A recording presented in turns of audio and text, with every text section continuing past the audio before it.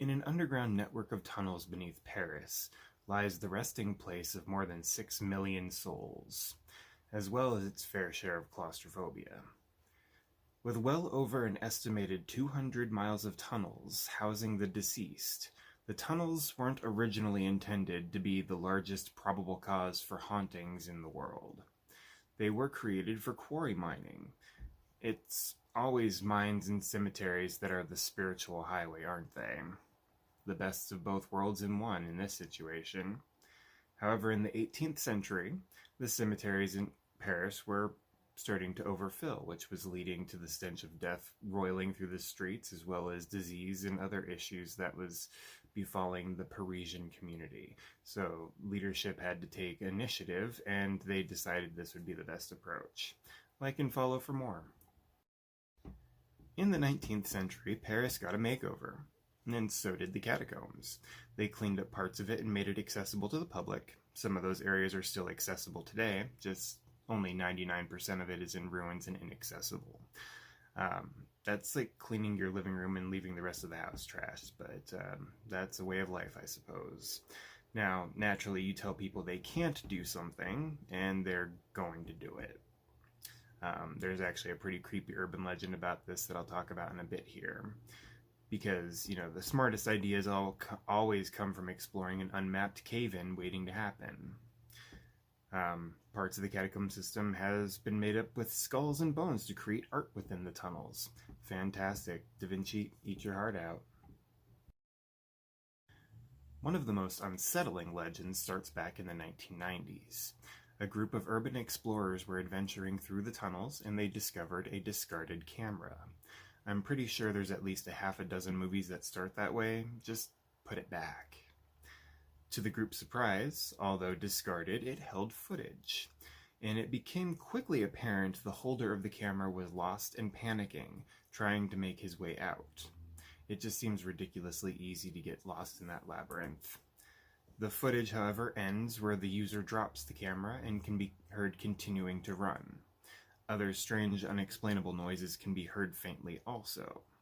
Because, dropping your last hope with a light source is prodigy levels of genius, but I'm pretty sure the movie As Above, So Below seems to be based on this legend here. Like and follow for more. Possibly linked to the video camera story just talked about, a famous catacombs legend says that a mystifying thing occurs within the burial site after midnight. Naturally, this would occur after midnight since it can never be 2 p.m. Ghosts are just night owls like that. But the legend says that if you're inside of the catacombs after midnight, the walls begin to speak. Kind of creepy, very Telltale Heart by Edgar Allan Poe. But, apparently disembodied voices will try to persuade you to venture deeper and deeper into the catacombs until you can't find your way out. Wholesome, while it is a wonderful thing, isn't typically thought of much when it comes to paranormal and ghosts and hauntings and things like that, but a more wholesome legend comes from Philibert Asper. I know I'm butchering that, but this person maybe, I don't know. A hospital worker during the French Revolution. As if any part of getting lost in the bowels of hell is wholesome, it does snow in hell sometimes, I guess. So, on a mission to get a certain liqueur from the hospital cellar, he entered the catacombs instead, on accident, having only a single candle with him and possibly drunk already. He got lost, naturally, and wasn't found for 11 years. When he was found, he was pushing up the daisies. Go figure. I have done some questionable things for Patron, but that definitely takes the cake.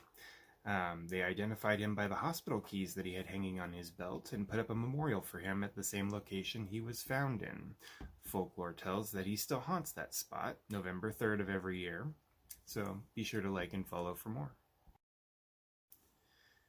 In 2004, a group of police officers uncovered some very strange things when searching the catacombs. Walls of Bone isn't strange enough, but they uncovered basically a whole living area with security system, including a small movie theater that had seats carved into the stone that could seat up to 20, all with pirated electricity, of course. Feels disrespectful to put a living room in this necropolis, but here we are. So the officers went back to report this and returned to the spot a few days later. Everything had been removed, and only a note was left saying, basically, don't come looking for us. A group of searchers have recently put an app together mapping the catacombs. Would you brave through them? I think I would go to the part that's open to the public, but I don't think I'd be brave enough to explore any further. But like and follow for more.